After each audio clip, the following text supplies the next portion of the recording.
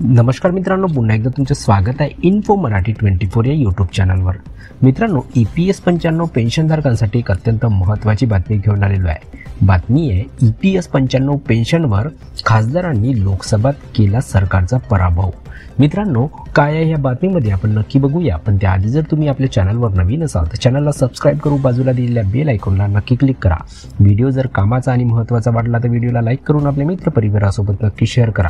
आणि हो मित्रांनो, व्हिडिओला शेवटपर्यंत नक्की बघा जेणेकरून तुमच्याकडून कोणतीही माहिती सुटणार नाही। मित्रांनो, कर्मचारी पेन्शन योजना 1995 अंतर्गत किमान पेन्शनचा मुद्दाही लोकसभेत चर्चेत आहे। देशाच्या विविध भागातून येणारे खासदार पेन्शनवर सतत प्रश्न उपस्थित करत आहेत। महाराष्ट्रातील खासदारांनी लोकसभेत केंद्र सरकारच्या कार्यसंस्कृतीवर प्रश्न उपस्थित केले। सरकारवर नाराजी व्यक्त करताना शाहूचे खासदार शहाजी छत्रपती कोल्हापूर म्हणाले, 5 ऑगस्ट 2024 रोजी मी कर्मचारी पेन्शन योजना 1995 बाबत एक प्रश्न उपस्थित केला होता, ज्याची प्रत मी लोकसभा अध्यक्षांच्या त्वरित संदर्भासाठी जोडली आहे। आजपर्यंत मला या संदर्भात सरकारकडून कोणतेही उत्तर मिळालेले नाही।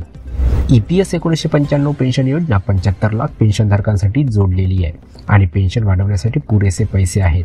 विशेषतः मी सुचवलेले किमान पेन्शन 9,000 रुपये प्रति महिना आणि ते महागाई निर्देशकांशी जोडले पाहिजे। न्यायाला विलंब म्हणजे न्याय नाकारणे होय, म्हणून हे गांभीर्याने घेतले पाहिजे।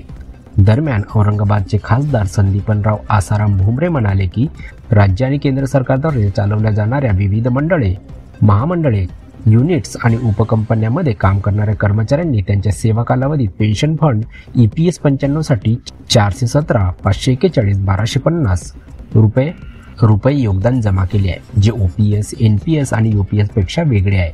परंतु EPS 95 अंतर्गत पेन्शन खूपच कमी आहे आणि सरासरी पेन्शन दरमहा सुमारे 1170 रुपये आहे। EPS 95 पेन्शनधारकांची संख्या 78 लाख आहे आणि महाराष्ट्रात ती 14 लाखाहून अधिक आहे।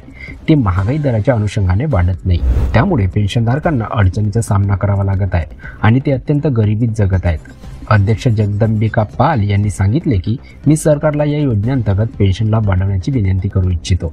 तर मित्रांनो, कशी वाटली कामाची आणि महत्त्वाची बातमी? जर बातमी कामाची आणि महत्त्वाची वाटली असेल तर व्हिडिओला लाईक करून आपल्या मित्रपरिवारासोबत नक्की शेअर करा। तसेच जर तुम्ही आपल्या चॅनलवर नवीन असाल तर चॅनलला सबस्क्राइब करून बाजूला दिलेल्या बेल आयकॉनला नक्की क्लिक करा। व्हिडिओ बघितल्याबद्दल खूप खूप धन्यवाद।